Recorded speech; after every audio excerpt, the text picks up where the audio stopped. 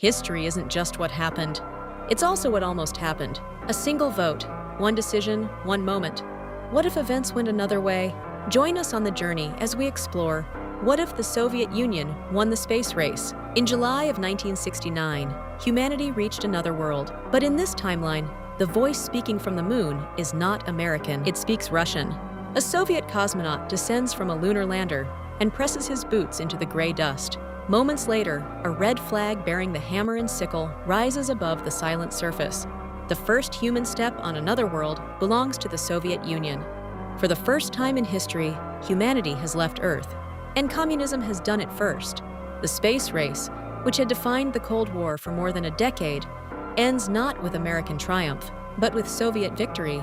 What follows reshapes geopolitics, culture, and global power for generations. The competition had begun in 1957 with Sputnik 1.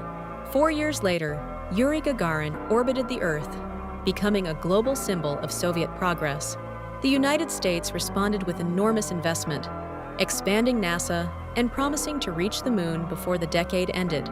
For 10 years, the two superpowers raced. In our world, America won. In this alternate history, the Soviet lunar rocket succeeds. One launch works where it once failed. And history turns. Weeks later, the United States still lands astronauts on the moon, but the moment that mattered has already happened. Second place cannot erase the image spreading across the planet. A communist flag standing on another world. The symbolism is devastating. For decades, Western leaders had argued that democracy produced the most innovative societies. Now, the most dramatic technological achievement in human history appears to prove the opposite. Confidence fractures. Congress begins questioning massive technological spending. NASA's budget shrinks in the years that follow. The West remains powerful, but the aura of inevitability disappears. The Cold War narrative has changed. The Soviet leadership understands the scale of the opportunity. This is not simply a scientific triumph. It is ideological proof. The moon landing becomes the centerpiece of the largest propaganda campaign of the Cold War.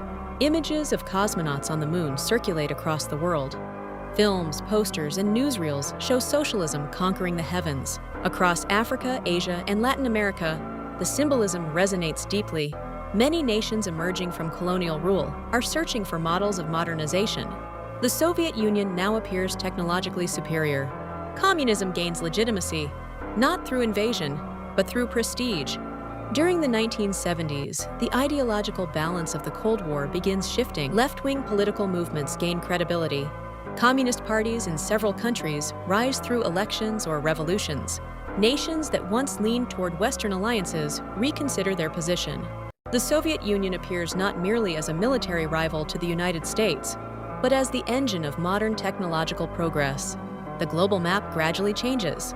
The communist bloc expands beyond Eastern Europe and parts of Asia. More governments align with Moscow. The Cold War becomes a contest the West is no longer clearly winning. The Soviet Union uses its technological advantage strategically. The rockets built for lunar missions become the backbone of global infrastructure.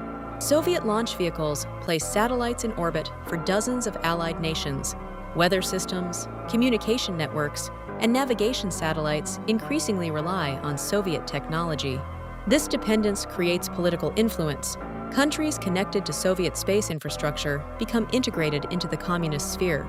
Technology becomes geopolitics, and Moscow becomes the central hub of global orbital infrastructure. The West enters the 1980s facing a very different Cold War. The Soviet Union now commands enormous prestige. Many developing nations align politically with Moscow. Western alliances remain strong in Europe and parts of Asia, but global influence is less secure. The ideological argument that capitalism inevitably produces innovation has been weakened. The United States begins shifting towards smaller technological programs and private sector innovation, but the era of confident global leadership is over. Throughout the 1980s, several revolutions that historically failed now succeed. Left-wing governments gain power across multiple regions. Some nations adopt Soviet-style planned economies. Others implement hybrid systems aligned politically with Moscow. International organizations increasingly reflect this balance. A large coalition of socialist states emerges as a dominant geopolitical bloc. The Cold War becomes a prolonged contest between two massive global systems. The Soviet victory does not only reshape politics, it transforms global culture. In our world, American cultural exports, Hollywood films, pop music, fashion, and television dominated the late 20th century. In this alternate timeline, that dominance weakens. Instead, Soviet cultural narratives spread internationally. Films celebrating scientific achievement and collective progress gain global audiences. Cosmonauts become international celebrities. Russian language education expands across socialist-aligned countries. The visual language of Soviet futurism, monumental architecture, bold modernist design, and technological optimism becomes a global aesthetic.